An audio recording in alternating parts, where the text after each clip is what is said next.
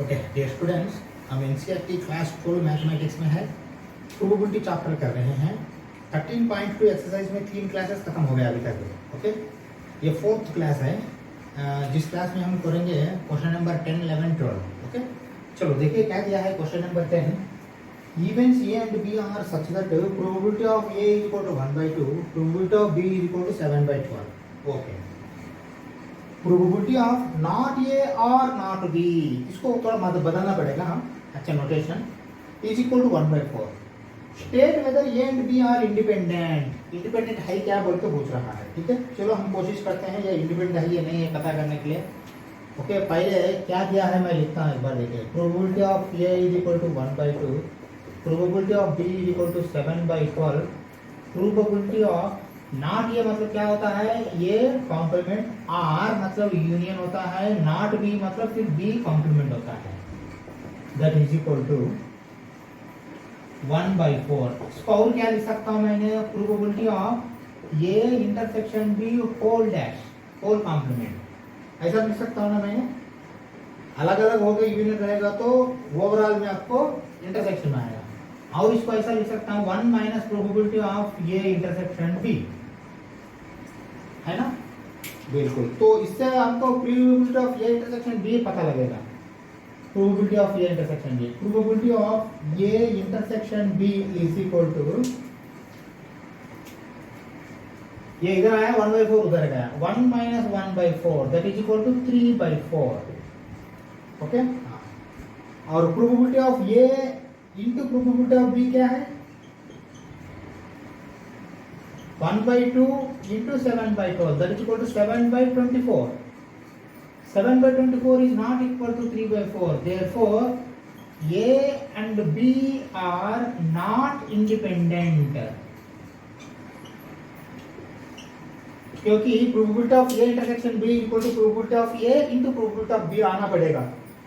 Okay, ये तो 3/4 आया लेकिन ये 7/24 आया है, इसलिए ये इंडिपेंडेंस नहीं है। State whether A and B are independent, no they are not independent. Okay, चलो नेक्स्ट क्वेश्चन पे चलते हैं। चलिए 11th क्वेश्चन एक बार देखते हैं। Given two independent events A and B, देखिए ये इंडिपेंडेंट इवेंट्स है बोल के वो खुद बोल रहा है, तो फार्मूला में क्या लिखूं, इसका फार्मूला ये लिख सकता हूँ ना, probability of A intersection B is equal to probability of A into probability of B. तो यही तो होता है इंडिपेंडेंट इवेंट्स रहेगा तो। क्या, चलो प्रोबेबिलिटी ऑफ ए दिया है 0.3, प्रोबेबिलिटी ऑफ बी दिया है 0.6। Find probability of A and B. Probability of A and B तो यही है। चलो फर्स्ट पार्ट करते हैं, मतलब दैट इज इक्वल टू 3.3 मतलब 3/10 इंटू 0.6 मतलब 6/10, that is equal to 18/100, that is equal to 0.18। Okay, तो 0.18 ये एक हो गया है आंसर। ओके, चलो नेक्स्ट आगे बढ़ो, आगे बढ़ो। देखिए सेकंड क्या है, probability of A and not be. देखिए इसको कैसा लिखता हूं मैंने, एक बार आप जस्ट ऑब्जर्व करो। पहले ये नोटेशन आपको मालूम होना चाहिए। ए है एंड बोल रहा इंटरसेक्शन, नॉट बी मतलब बी कॉम्प्लीमेंट। ओके, हाँ, इसके लिए आपको ओवरऑल कुछ करने का फार्मूला नहीं बनता है, वो आप क्या कर सकते हैं, probability of A minus probability of A intersection B. जिसको ऊपर कॉम्प्लीमेंट है वो इंटरसेक्शन में आएगा, जिसको ऊपर कॉम्प्लीमेंट नहीं है वो सेपरेट आएगा। क्या, हाँ, ये ध्यान में रख लीजिए। दैट इज इक्वल टू, देखिए इंटरसेक्शन बी का तो आपको वैल्यू आया है यहाँ, probability of A intersection B. Okay, अभी देखिए प्रोबेबिलिटी ऑफ ए क्या दिया है, वो 0.3 minus probability of A intersection B क्या दिया है, 0.18। ओके, 30 माइनस 18 12, 0.12, 0.12, ये सेकंड वाला भी हो गया है आंसर। ओके, चलो नेक्स्ट थर्ड में आ जाओ। Third part, probability of A और बी मतलब probability of A union B, that is equal to probability of A plus probability of B minus probability of A intersection B, that is equal to probability of A क्या दिया था 0.3 plus probability of B 0.6 minus probability of A intersection B 0.18, that is equal to, देखिए 0.9 minus 0.18, देखिए 90 में 18 जाना है तो 72 0.72। Okay, ये थर्ड वाला भी आंसर हो गया है आपका। नेक्स्ट फोर्थ आंसर आ जाओ, फोर्थ में आ जाओ, फोर्थ पार्ट। हाँ, फोर्थ पार्ट थोड़ा आप अच्छा सा ऑब्जर्व करो, वो क्या दिया है। प्रोबेबिलिटी नाइदर, ये मतलब क्या है, ये वाला नर बी मतलब देखिए दोनों नहीं होना तो क्या बोलते हैं, हम इंटरसेक्शन लगाते हैं, वही है ना। नाइदर ये नर बी, ये भी नहीं होना बी भी नहीं होना, मतलब क्या है, यहां ये नहीं पूछ रहा कि नॉट ए और नॉट बी, वो अलग बात होता है। नॉट ए और नॉट बी मतलब क्या है, अगर ये नहीं रहा तो बी भी हो सकता है, आर बोले तो, लेकिन यहाँ आर नहीं बोल रहा, अंड समझना है, क्योंकि नाइदर ये नर बी मतलब ये भी नहीं होना वो भी नहीं होना। तो मैं इसको ऐसा लग सकता हूँ क्या, ये union B whole complement. Okay, फिर इसको मैं ऐसा रख सकता हूँ क्या, 1 minus probability of A union B, तो फिर इसका वैल्यू होगा 1 minus probability of A union B, इधर आया है 0.72, 0.28 होगा, 100 में से गए तो वही तो है ये आंसर, समझ में आया। ठीक है, चलो हम नेक्स्ट 12th क्वेश्चन में चलते हैं।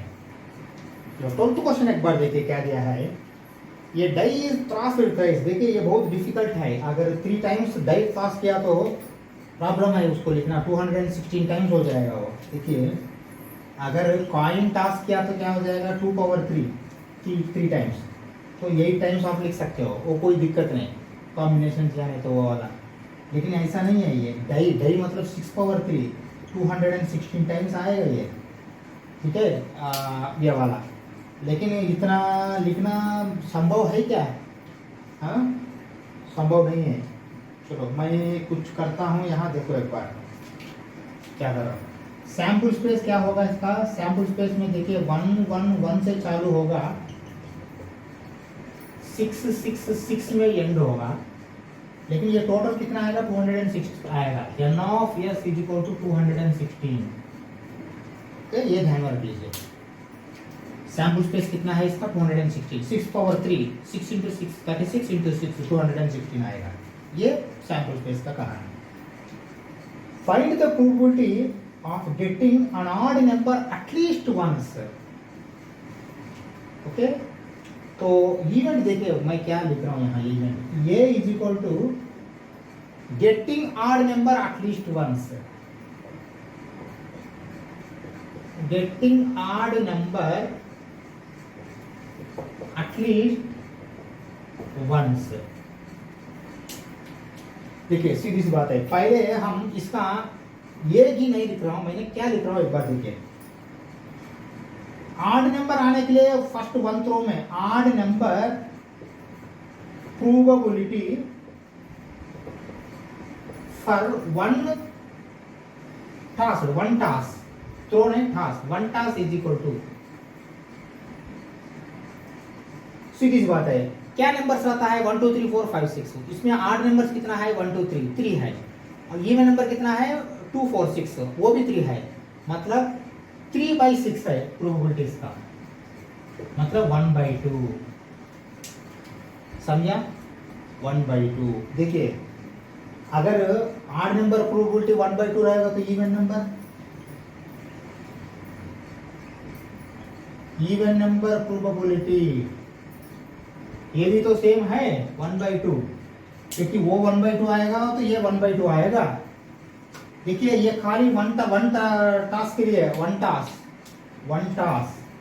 ठीक है, 1 टास्क के लिए प्रोबेबिलिटी क्या हो गया 1/2 हो गया। देखिए मैं क्या कर रहा हूँ, आपको वो लेना मुश्किल है, इवन नंबर्स का, ऑड नंबर जो है ना एटलीस्ट 1 लेने का, इवन नंबर का हम ले लेंगे। इवन नंबर देखिए प्रोबेबिलिटी 1/2 है, 1/2 है तो देखिए प्रोबेबिलिटी ऑफ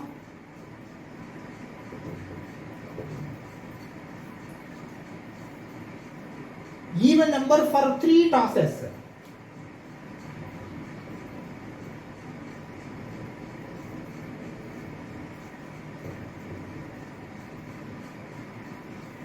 थ्री टॉसेस के लिए प्रोबेबिलिटी इवन नंबर क्या हो जाएगा, सीधी सी बात है 1/2 into 1/2 into 1/2 that is equal to sorry 1/2 that is equal to 1/8। ये करेक्ट है क्या? पहले देखो सोचो, क्योंकि फर्स्ट टास्क में भी प्रोबेबिलिटी सेम है, सेकंड टास्क में भी सेम है। देखिए इवन नंबर अच्छा से देखिए, आपको चाहिए ऑड नंबर, लेकिन मैं पता कर रहा हूँ इवन नंबर। थोड़ा दिमाग लगाइए यहाँ, नहीं तो आप आंसर नहीं कर पाएंगे, समझा? वो पूछ रहा है 8 नंबर के लिए, लेकिन एटलीस्ट 1 बोला तो वो इतना आसान से नहीं कर सकते हो। एटलीस्ट 1 मतलब आपने वो नहीं लिख सकते हो, आपने ये इवेंट जो है वो अंदर नहीं लिख सकते हो।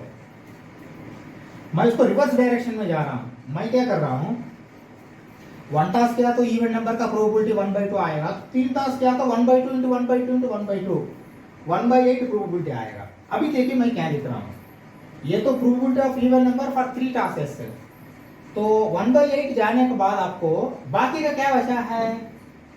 3 टास्क में आपको इवन नंबर आया है, तो बाकी का क्या होगा? बाकी का ऑड नंबर होगा। ऑड नंबर में क्या होगा? ऑड नंबर में बाकी का 1 ऑड नंबर होगा, 2 ऑड नंबर होगा, 3 ऑड नंबर होगा, क्योंकि 3 का 3 भी ऑड नंबर आ सकता है ना। यहाँ अगर 5 5 5 आता है, तीनों का तीनों ऑड नंबर्स है ना? हाँ, मतलब ये बोलना चाहता हूँ, ऑड नंबर्स में 3 ऑड नंबर्स आता है, 2 ऑड नंबर्स आता है, 1 ऑड नंबर आता है। ओके, हाँ, एटलीस्ट 1 ऑड नंबर मतलब देखिए probability of at least 1 odd number implies